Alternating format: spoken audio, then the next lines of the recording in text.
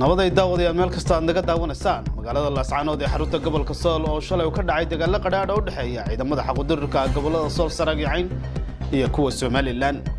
taliyaasha ciidamada kala duwan ee maamulka SSC Khaatumo ayaa ku adkeysanaya inay sii wadi doonaan dagaalada ay kaga soo horjeedaan maamulka soo duulay ee Somaliland wararka ayaa tibaaxaya in magaalada Ceerigaabo ee xarunta gobolka Sanaag suuqa hoose magaalada Barigaasi la soo dhoobay ciidamada military ah kuwaas oo laga soo bixiyay xaafadda magaaladaasi dadka deegaanka oo ayaamahanba ka soo horjeeday calaamada Somaliland ee la surayo suuqa hoose ayaa ka soo horjeestay in halka la suro calaamada maamulka Somaliland booliska ciidamada Somaliland oo markii hore ka shaqeyn jiray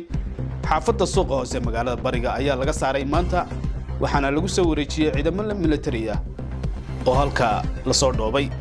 sida ay sheegayaan dadka ku nool magaalada Ceerigaabo suuqa hoose ayaa sheegaya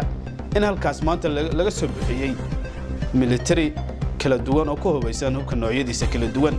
laakiin dadka deegaanka ayaa walaac ka muujiyay waxaana laga cabsi qabaa inuu is-hormaad ka dhaxdasho maalinta bariga ugu soo aadanaya maamulka Somaliland damacsan yahay in suuqa hoose bariga magaalada Ceerigaabo uu ku qabto 18 May halka dadka deegaankuna ay doonayaan inay nadiifiyaan xaafadda magaaladaasi wixii warar soo kordha halkan kala soco